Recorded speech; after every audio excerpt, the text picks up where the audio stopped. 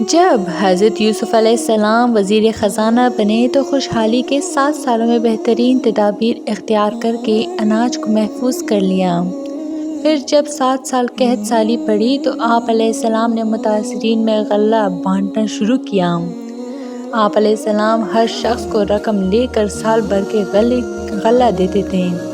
اس قحط کا اثر مصر سے بڑھ کر کنعان شہر یعنی کہ جہاں یعقوب علیہ السلام رہتے تھے تک بھی پہنچا۔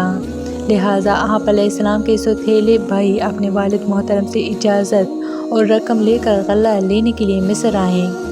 آپ علیہ السلام نے انہیں فوراً پہچان لیا لیکن بھائیوں نے نہیں پہچانا، کیونکہ جب انہوں نے آپ علیہ السلام کو کنویں میں پھینکا تھا اس وقت آپ علیہ السلام بہت چھوٹے تھے۔ انہیں یہ خبر نہ تھی کہ اس کے بعد یوسف علیہ السلام کے ساتھ کیا ہوا۔ انہیں یہ گمان بھی نہ تھا کہ آپ علیہ السلام صاحب اقتدار ہوں گے۔ حضرت یوسف علیہ السلام نے بھائیوں اور اس سے اجنبیوں کی طرح گفتگو کی اور پوچھا کہ تمہارے سوا اور کوئی بھی تمہارا بھائی ہے؟ انہوں نے کہا کہ ہم 12 بھائی تھے، ہمارا ایک سوتیلا بھائی جنگل میں ہلاک ہو گیا اور اس کا ایک سگا بھائی ہے جو والد کے پاس ہے، وہ ہمارے ساتھ نہیں آیا۔ حضرت یوسف علیہ السلام نے اپنے خدام سے کہا کہ ان کی اچھی طرح مہمان نوازی کرو۔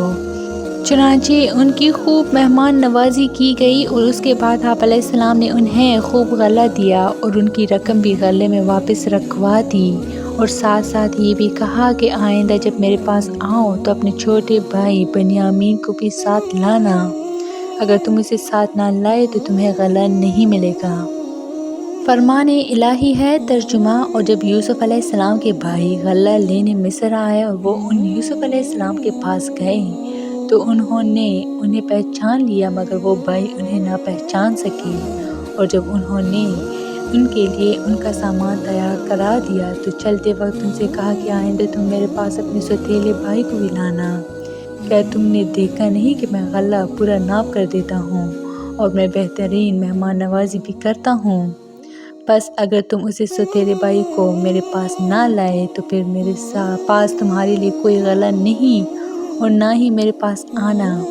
انہوں نے کہا ہم والد صاحب کو اس پر آمادہ کریں گے اور اسے لانے کی پوری کوشش کریں گے۔ یوسف علیہ السلام نے اپنے خادموں سے کہا ان کی جمع پونجی انہی کے سامان میں رکھ دو تاکہ جب وہ لوٹ کر اپنے اہل و عیال میں جائے تو اسے وہ پہچان لے، شاید وہ اس طرح دوبارہ لوٹ کر آئیں۔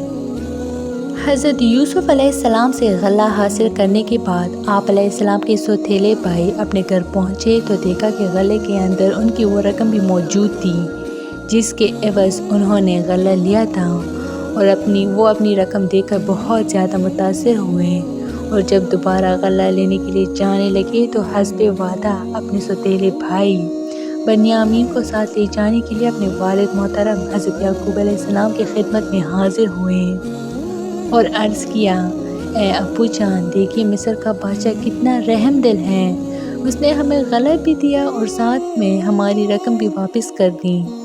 اس نے ہم سے یہ کہا تھا کہ جب دوبارہ آؤ تو اپنے ساتھ اپنے بھائی بنیامین کو بھی لانا، اگر تم اپنے ساتھ بھائی کو نہ لائے تو تمہیں غلہ نہیں ملے گا۔ اے ابو جان، آپ ہمارے ساتھ ہمارے بھائی بنیامین کو بھی بھیج دیں تاکہ ہم زیادہ غلہ لے کر آئیں اور ہم اس کی نگہبانی کے ذمہ دار ہیں۔ حضرت یعقوب علیہ السلام نے انہیں منع کر دیا اور کہا کہ میں ہرگز تمہارے ساتھ بنیامین کو نہیں بھیجوں گا۔ کیا میں بنیامین کے بارے میں بھی تم پر ویسے ہی اعتبار کروں جیسے اس کے بھائی یوسف علیہ السلام کے بارے میں کیا تھا؟ آخر کار بیٹوں نے خوب منت سماجت اور پکے وعدے کیے تو حضرت یعقوب علیہ السلام بنیامین کو اپنے سوتیلے بھائیوں کے ساتھ بھیجنے پر رضامند ہو گئے۔